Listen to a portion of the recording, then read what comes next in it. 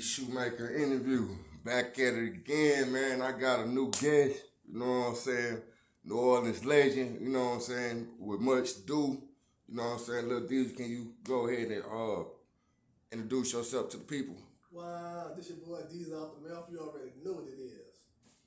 Yeah, man. So let's get into it. These are, man, what part of NO you from, man? From uptown out that mouth. Third wall. Out the mouth. Okay. Uh, can you describe, man, your history growing up in the mouth? Oh yeah, I jumped off the porch at 10 years old. I was, tap dancing, break dancing, shining shoes in the French quarters, doing what most youngsters don't do, watching stashes and going to the store for the guy that was selling drugs. Just doing what I do. Okay, man. How was you able to do all that, man? Man. What was your peoples, man? Your mom and dad was around. When my mom was there, she used to always whip me, but it didn't do no good.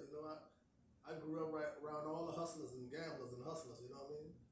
Okay, Mm-hmm. okay, Yeah. yeah, man. Okay. Oh man. So growing up in NO, man. Did you did you feel that sense of the high boys effect when they was coming up?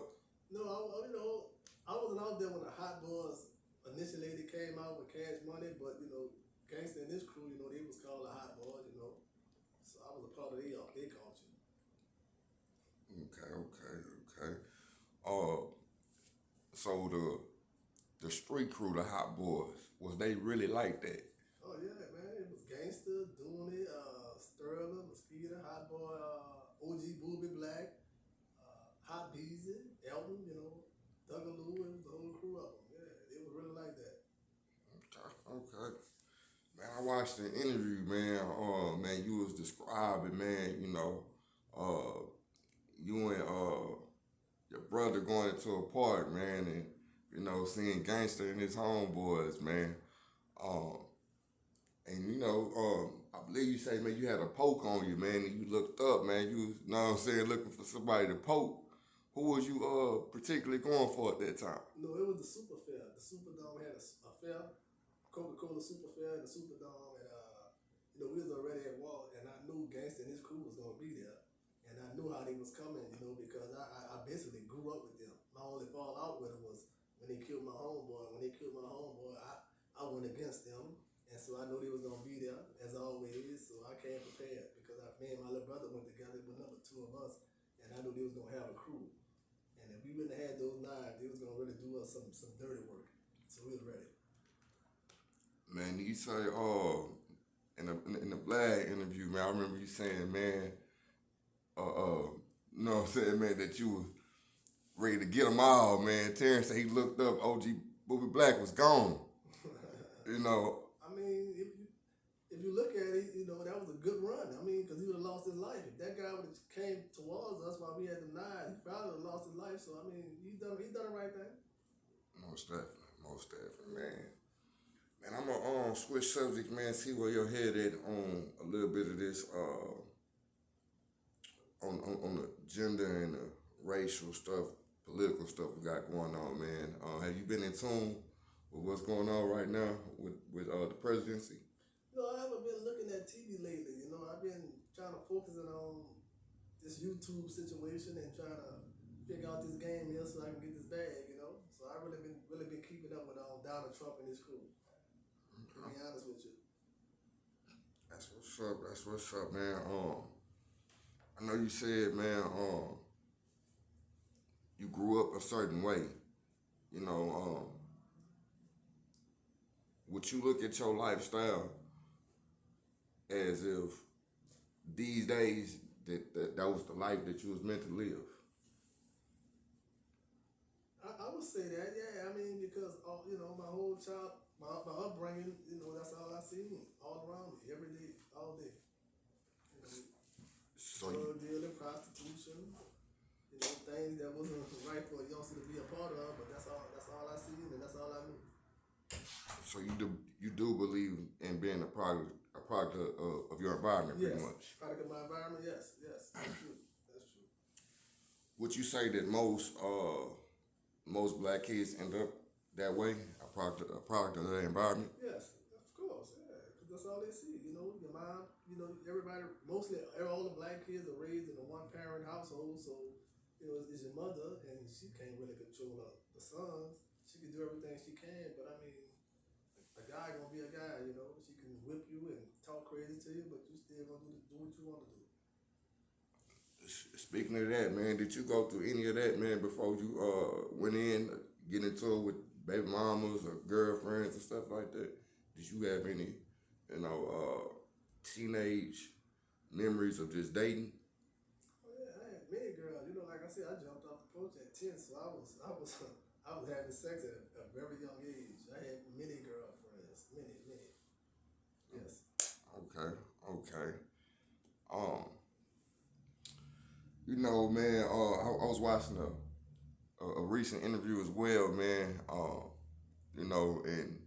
And they say, you and Gangster Man had real beef back then.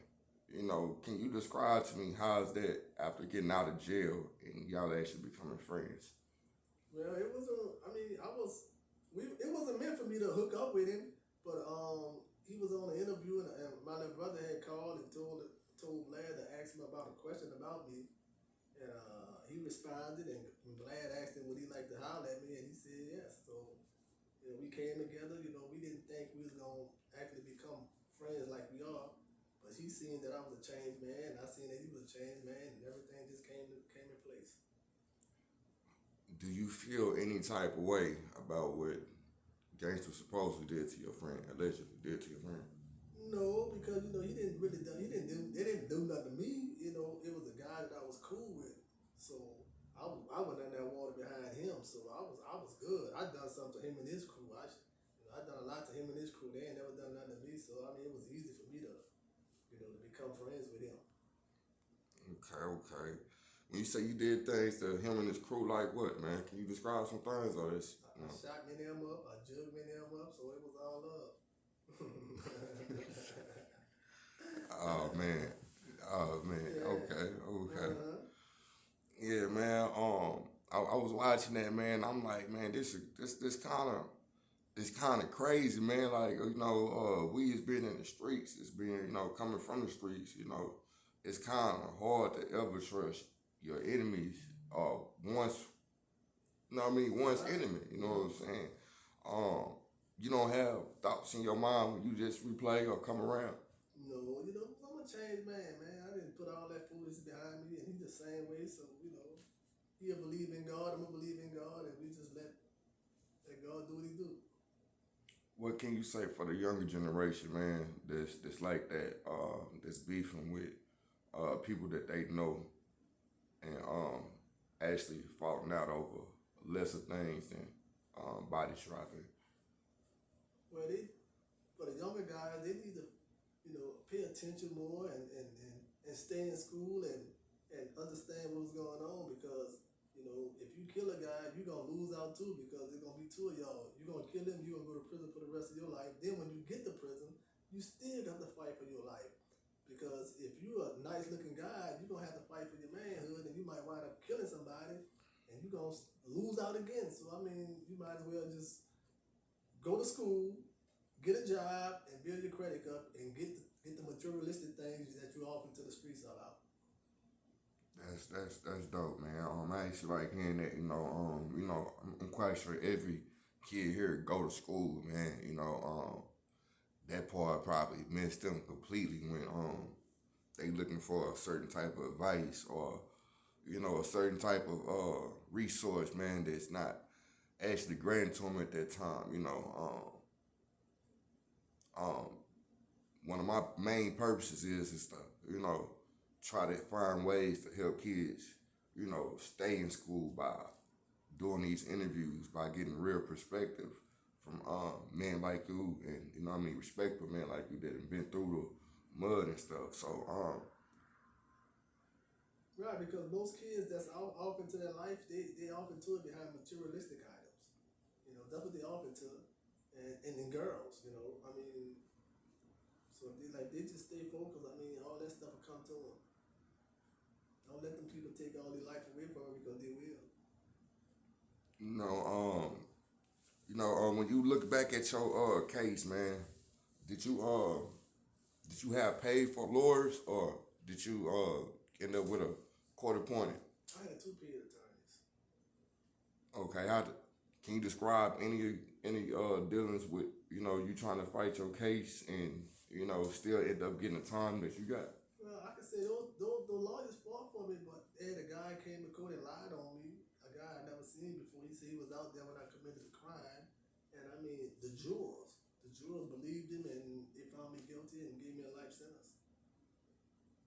Man, do you like that's another thing, man, that I'm kind of glad that you're speaking on. I'm kind of glad to bring up. It's a lot of that's going on right now, and it always have. Do you think we'll ever have a solution to us as black men getting locked up and being falsely accused of certain situations? Like with the Shannon Sharp situation. I don't know because we put ourselves in those predicaments, and then we got guys. The system used our friends to put us in prison. Our friends be having other charges on them and whatever, and the system come at them like, look, you're gonna get 20 years, you're gonna get 50 years. I know you didn't commit this on right. Woo. Come to court on this guy here, and I'll let you go. And they're gonna come. They're gonna come. They're gonna come and say what they want to hear. They're gonna come. Okay. Diesel, do you have any active siblings alive? Yeah, I have a sister, my brother, from my mother, but I got other brothers and sisters from my dad on other sides. Yeah, a lot. Yeah. Okay, how's your relationship with them these days? We good. Me and my sister and my brother, we good. They took care of me for many years, but I'm a man now, so I'm trying to fend on my own. Everybody's just living their lives and stuff. I'm trying to do. If you can say, man, the thing that you most grateful in life about, what would it be? My freedom, man. My freedom. I have a sound mind. God, I've been in prison 30 years, and for me to come out here and still have a sound mind and be able to function the way I function, it's a true blessing to me. Most definitely, man. That's a tough question. I mean, I ask a lot of younger folks, and I guess a lot of them ain't lived long enough to even fathom what life is about. So Yes. most of them say crazy stuff, silly stuff, girlfriends and all types of stuff. But That's how they come. That's what they say. yeah, man, I just be like, hey, it's 2025, when I came up, it was kind of same thing, but we was more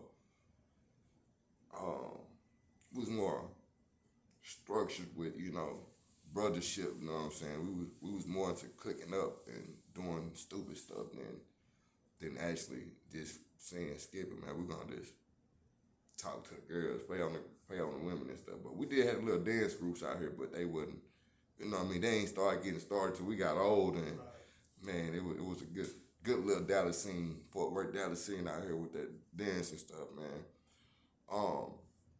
As far as New Orleans, man, do New Orleans have any gangs? Cliques? Well, yes, but we not known as. I'm gonna say we have gangs because every ward, third ward, 7th ward, 9th ward, that's gangs as they consider, So yeah, I would say that. Okay. So New Orleans they didn't really do the clicking type stuff, clicking up. Yeah. Different. Yeah, different hood. Like when we was in Gangster was an LTI, all us used to click up the 3rd ward and 10th ward and all that to fight against the 9th ward because the 9th ward was, super big. So you have to click up. Most definitely. Man, do you see a thing as back then, man, where the cliques is more stronger than the gangs? No, the gangs from different other places have more structure. Our cliques don't be no more than 5 or 6 people. Gangs be having 20, 30, 40 people. Yeah, and I see that's the thing that I realized when moving out here in the early 99, 2000, 99, 2000. Moving out here for early 2000, it's like came out of Texas. They did have a big gang culture, but it seemed like from the time of 2000 to 2003, the cliques just took over most of the gang stuff. Man, it wasn't really no gang stuff. I'm quite sure you just heard about the Lil Ronnie situation. No, I don't really be on TV and stuff like that. Man. I don't. To be honest, I only been on like right at 7 months, so my focus is trying to get myself together. Yeah. How is that, man? You said focus. What is focus like, man, with just getting out of jail and doing that much time? I see guys that I used to know who didn't have nothing. I was like the big dog at the time, and they didn't have nothing. Now they got Benzes and BMs and houses and all that other stuff there. And to be honest with you, I'm starting from the bottom on up, and I be wanting to, I be hearing things tell me go back out there to try to get the things that they got, but no, I still no. I think about my freedom. I refuse to go back to the streets to do anything wrong. I'd rather be broke out here than to be rich in prison. Do you feel like since you've been gone for so long and you was at a high tier when you left, that there should have been more people looking out for you more when you came home? You touched Yeah, that. I feel that. Yes, indeed. Yeah, I feel a lot of people supposed to have broke me off, but I mean it wasn't like that, so I understand. How do you look at it, man, when you see certain guys come home, like the Rollos, the Boosies and stuff like that come home and people dump them out Well, 30, 40. I mean, they made it to a big dog status, hundreds of thousands of dollars and, millions of dollars, I guess, before they left. So it was easy for them to be able to, get broke off the way they did. And then majority of my partners did, so I mean, Okay. that's another thing. Okay. Mm-hmm. Man, that's crazy, man, because I see the way things is, man, from how you telling me, I wouldn't expect, a guy of your stature to come home and not, with it being solid, man, with not telling on nobody to get home, you know, just being an overall man about your stuff, I see it in my head as being kind of flawed, man, to the game that a lot of people got going on. Oh, yeah. It's just a lot of talk. It shocked me. It's still shocking to me every day. I tell my kids, I can't believe, I ain't getting popped out like I should be. I stood solid 30 years, never told, never fold, never done none of that, But it is what it is. God got his reasons, so I'm good. What is your stance on that right there, on that part, man, that never fold part, man, on that no telling nowadays? I never went against the code. Never. No matter what it is, they offered me 5 years and I didn't do anything and I refused to take 5 years. So, I look at that as taboo. Until today, do you still feel the same exact way? Yeah, I still feel the same way. I'm off into the streets. I mean, get it how you live. I mean, that's how it should be. If you man enough to do the things you've been doing, and when they catch you, take a charge. I mean, do what you do. Okay. I gotta ask you something. Don't take it out of context, but for a person like Gangsta, what he did in his situation, man, what do you think? What do you think about that situation? Like I told Vlad and everybody else, if Gangsta told on dead people to regain his freedom, I don't look at it as that because everybody in prison, that's the loophole we try to use to get out of prison. We try to blame it on somebody that's dead to get out of prison. That's what everybody do. Yes. Now, if it's something more than telling on dead people, I don't know. But him being known as a rat, telling on people that's dead, I don't see it. And then other people that's in Angola, they don't see it as that either, unless it's something more than that. Okay. Okay, and you say you see nothing, you didn't see nothing wrong with it. No, to tell on somebody that's dead Yeah. to get out of prison? Yeah. Oh man, no indeed. That's what everybody try to do. So I don't want to get too much into it because I want to, of course, ask the man about it. You know what I mean about it, but Birdman, man, like honestly, with being brothers, I just watched the last. Did you just watch the last interview? Yeah. No. Yeah, Birdman just recently did an interview with Nick Cannon Okay. on council culture. Okay. It was one of his dopest interviews I've seen, like by far. It ain't too many of them, but this one here is like, I guess because I was already in my head, I was seeing straight kind of through other stuff, man. And what I realized from Baby is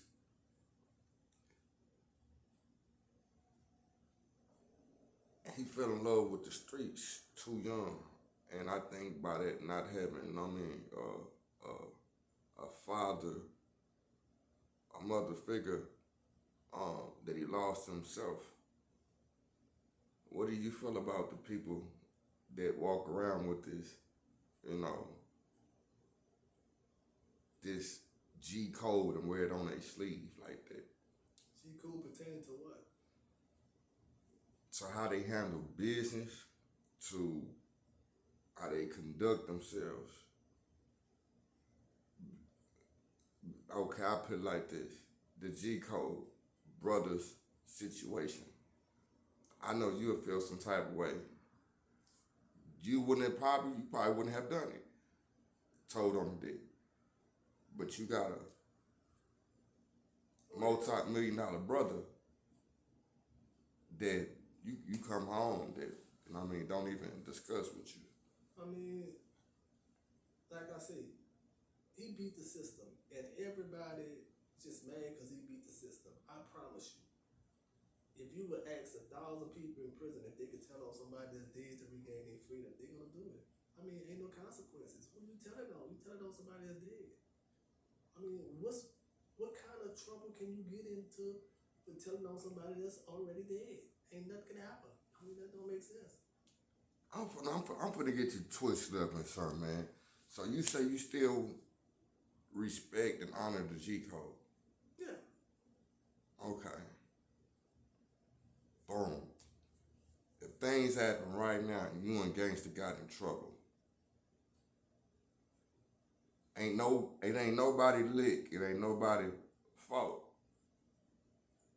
But you hearing he say, she say, what are you going to do in that situation? If me and him got in trouble, you But they can't put nothing on nobody right now. You know what I mean? This is a so-called preliminary that they just holding you to see what they can get out you. I'm gonna be honest with you. I don't live like that no more. He don't live like that no more. So if anything happen and it's his or it's mine, he's gonna take his charge. Or I'm gonna take my charge. Simple as that. Because I'm not putting my freedom away for nobody. I'm not doing that. Straight up. Would you tell on somebody? No, I'm not gonna tell on nobody. Well, you say tell on somebody? Yes. I'm a law-abiding citizen. Listen to me now. Listen to me now. Listen to me. If somebody rob me or hurt me, I'm not in the streets no more. Yeah. He going to jail. Straight up. Yeah, he going to jail. Because I'm not going to kill him and I ain't going to lose my freedom. No, indeed, man. I ain't going on like that. No, indeed. I didn't know. Yeah, I work. I'm a law-abiding citizen. I'm working, man, now, and you come rob me, man, you going to jail. I'm not putting that gun in my hand and knock you off and then I'm going to spend another 20, 30 more years. Oh, no, indeed. You better leave me alone. So what happened to like the self-defense and all that? Ain't no self-defense. They ain't got no such thing as self-defense here. They don't do that. Nah. No self-defense. Nah, man, they do it in Texas, man. Self-defense. Yeah, man, stand your ground laws are pretty firm out here, you know what I mean? If they get into a shootout across the street, you can go outside and get into it with them, you know what I mean? And really not be held, you know what I mean, loud. No, I ain't never seen that before. Yeah. In Louisiana, if somebody do you something and you kill them, they're gonna tell you should have called the police and you're gonna get a life sentence. Okay, see, yeah, you going to jail for life. Yeah, that ain't Texas for sure. Man, I know a guy had a gun to his man mama's head, and he came behind and blew the dude's brains out. That dude was for 25 years. No, 30 years, matter of fact. He just went on last year. And the people told him, you took the law in your own hands. And when he took the stand, he said, if I had to do it, I'll do it again. He still got a life sentence protecting his mama. So, I mean, that's how he comes. Shit, he guilty, red-handed. You know, I'm just saying in the case of where it was, you say blew his head right now. But the dude got the gun to his mama's head. Oh, yeah, the dude got the gun to his mama's head. And he still got time? He got a life sentence. Yeah, still don't play. Yeah, man, Louisiana dirty, man. I heard motherfuckers getting time for weed out there. Man, for weed. I know guys got life sentences for a $10 rock, man. Yes, indeed, man. Got 25, 30 years, man. Yeah, they don't play. Hey, man, that goes just to tell y'all on this internet, the South do not mess around when it comes to these laws. Yeah, I mean, I'm not jeopardizing my freedom for nobody. Man, that's dope to hear, man. You got any future events coming up, man? Anybody like to give a shout out? I like to give a shout out to Crypto Jeezy, my boy T-Shirt from Giggity, my brothers out there, Mel Powell, Oreo, Apple, Ed, the guys that been there, my nephew Dwayne, guys that been there for me all them years. That's what's up, man. That's what's up, man. Till next time, man. D Shoemaker. Y'all D. know what it is.